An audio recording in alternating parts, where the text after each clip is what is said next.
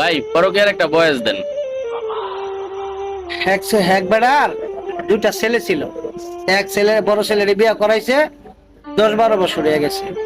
তার গরজ কিনো ছেলে সন্তান হয় না। আর ছোট পুত্রে বিয়ে করায় না। মানে ছোট পুত্রে বাবির প্রতি খুব ক্রাশ আছে। ক্রাশ থাকার কারণে পরে আবার ছোট ছেলেরও বিয়ে করাই দিছে। বিয়ে করাই দেওয়ার পরে হের কাছে হের ঘরে 2-3টা পোলাপান হয়েছে। বড় ছেলে ঘরে কিনে পোলাপান না, তা ঠাস করে শ্বশুর একদিন পুত্রের বউরে কইতাছে আর কি, মা গো তোমার তো 10-12 বছর হয়েছে, নাতির মুখ দেখতাম না। আমি শুনছি ওই যে বরতলা আপনার এক দরবেশ বাবা বয়, সেখান থেকে পানি পড়া, আর হেবেটার কথা মতো চললে গেলে মানুষের ছেলে সন্তান হয়। যদি যাইতা চাপ বাজাম। তো বৃহস্পতিবার দিন দরবার শরীফে গেছে আর কি, দরবেশ বাবার কাছে। আর সেই দরবেশ বাবা শ্বশুর হয়ে গিয়া সাজ্জা বয়ে রয়েছে। আবার বেটি গেছে পরে তো বেটির 14 ফিরির নাম ঠিকানা, বেটি কি কেমনে কি করে কি সমস্যা সব কই লিখেছে। বেটি গেছে হ্যাঁ বাবা তো খুব কামেল কর। তখন পানি ফোড়া দিছে, পানি ফোড়া দিয়া আর কইতেছে যে এক রাত তোমার শ্বশুরের লোকে থাকতে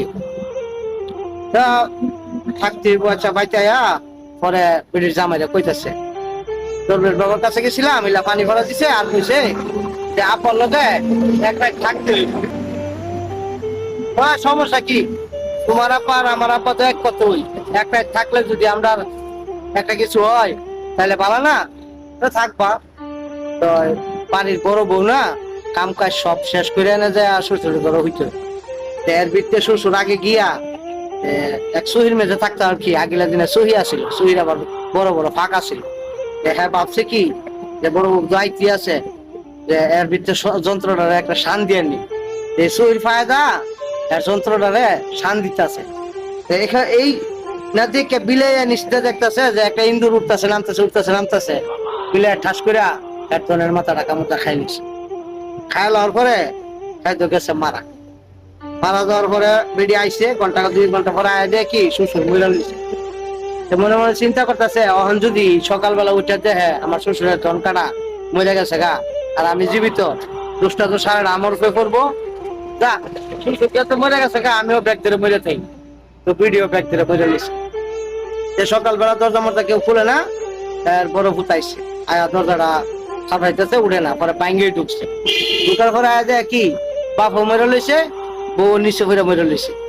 ছোট ভাইটা ডাকে আনছে, বাইরে এদিকে কি হয়েছে, তোর বাবিও মারা গেছে আব্বাও মারা গেছে, মানে কি করার, তুই গিয়া মানুষজনরে খবর দে আর গিয়া কাফনের কাপড় আনগা, আমি এটারে কোনটা রাজ পাহারা যাই এর ভিত্তি আবার বাইরে বার করুন না লগে লইয়া।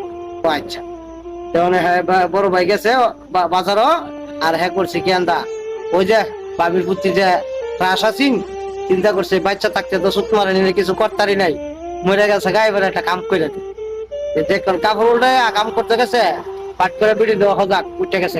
এই গুলাম তুই করস কি হুমা, তুই মরস নাই? তো মরছিলাম, কিন্তু তুই যে কাম করতে দিস তো আমি অনেক ভালো গেছি। বিড়ি তো আর হাসারে মরা মরে নাই, অভিনয়ের মরা মরছে আর কি।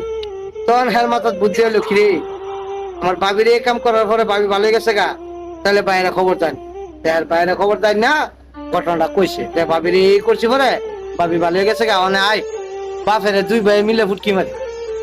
তখন করছে কি 2 ভাই মিলে বাপের ফুটকি মারে, কিন্তু বাপ আর ভালো না, হ্যাঁ তো হাসারে মরা মরছে। এর জন্য কই কেউ ওই পরের বউর দিকে পুতের বউর দিকে লোভ দিও না, যদি দেও তাহলে লাস্টে ফুটকি মারা খাও খাইয়া মরবা। আশা করি বুঝতে পারছেন।